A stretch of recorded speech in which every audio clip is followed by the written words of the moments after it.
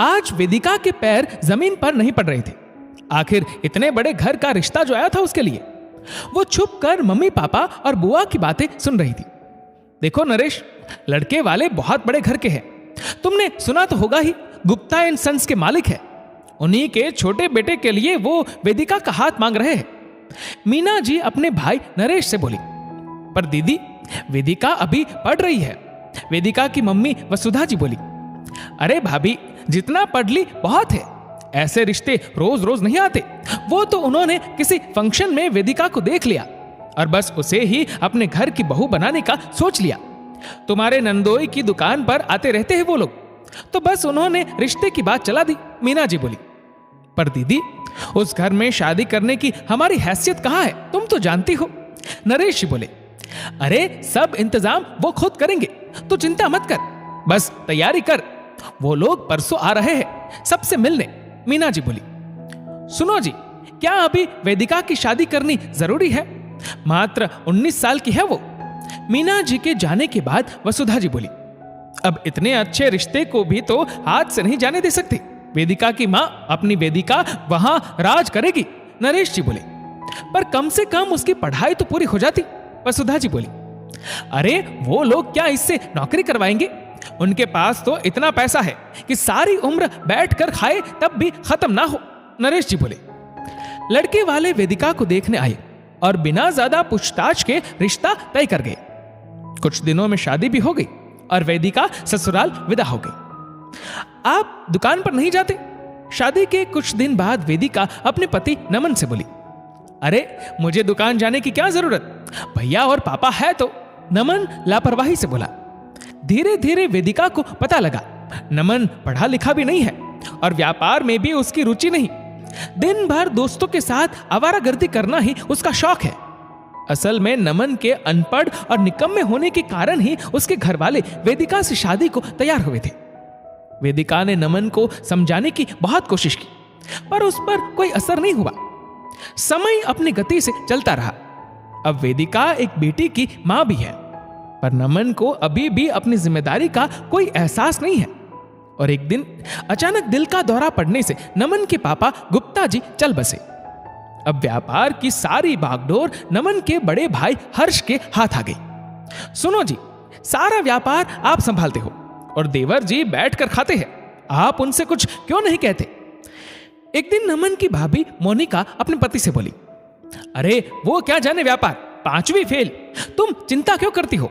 ये सारा व्यापार बहुत जल्द सिर्फ हमारा होने वाला है। हर्ष हंसते हुए बोला। सच में क्या? मोनिका बोली। हाँ, बस मां से बहाने से एक हस्ताक्षर करवाना है। हर्ष भद्दी हंसी हंसते हुए बोला। और एक दिन सच में हर्ष ने सब कुछ अपने नाम कर लिया। अब वो इंतजार में था सही समय के। भैया, मुझे 25,000 रुपए देना, बेटी का स्कूल में दाखिला करवाना है। एक दिन नमन हर्ष से बोला। अरे पैसे क्या पेड़ पर उगते हैं? मेहनत से कमाया जाता है पैसा। पर तुझे क्या पता मेहनत क्या होती है, मुफ्तखोर। हर्ष तुनक कर बोला। हर्ष, ये कैसे बात कर रहे हो अपने भाई से?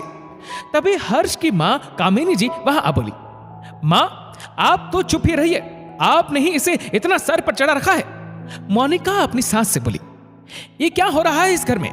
मत भूलो तुम, ये सब प्रॉपर्टी मेरे नाम है। कामिनी जी गुस्से में बोली। मां, अब सब मेरे नाम है, अब भूल गई? अभी कुछ दिन पहले बीमा के कागज पर साइन किया था आपने। हर्ष हंसते हुए बोला।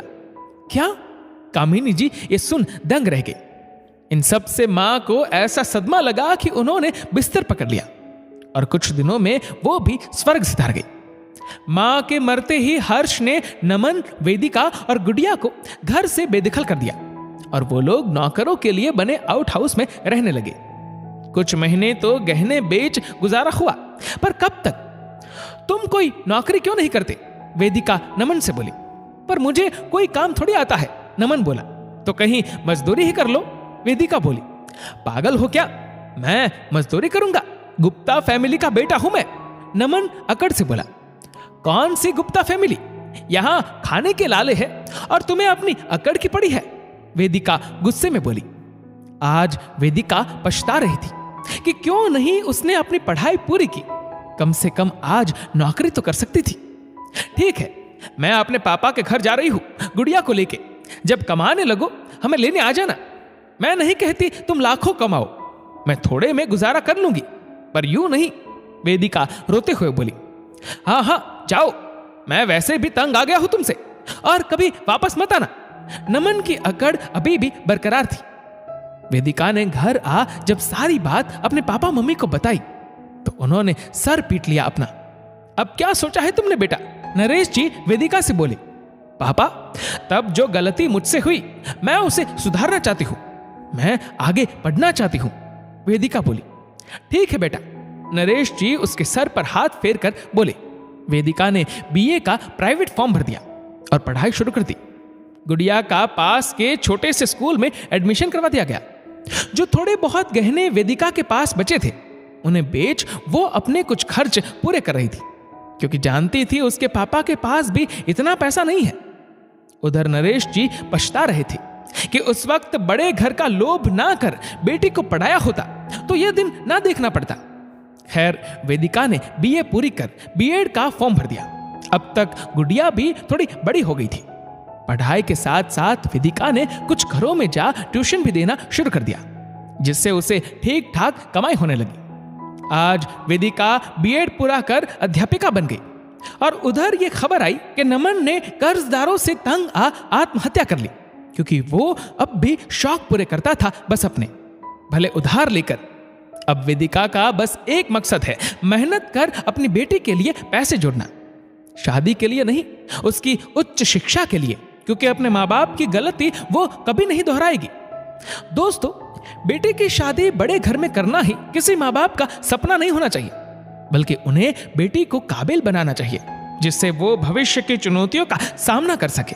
साथ साथ लड़के वालों को भले कितना पैसा हो, पर अपने बेटे को इतना पंगु नहीं बनाना चाहिए कि वो अपने परिवार तो क्या अपना भी पेट ना भर सके, यहां तक कि कमाने से ज्यादा आसान उसे आत्महत्या लगे। समय कभी एक सा नहीं रहता, तो अपने बच्चों को हर समय के लिए तैयार रखो। दोस्तों, इस वीडियो को लेकर आपकी क्या राय है नीचे कमेंट करके जरूर बताएगा। और अगर आपको वीडियो अच्छा लगा हो तो इस वीडियो को लाइक करेगा, शेयर करेगा ज्यादा से ज्यादा लोगों तक, और ऐसे ही और भी इंस्पिरेशनल वीडियोस के लिए सब्सक्राइब करें हमारे यूट्यूब चैनल को और फेसबुक पर फॉलो करें हमारे पेज को। धन्यवाद।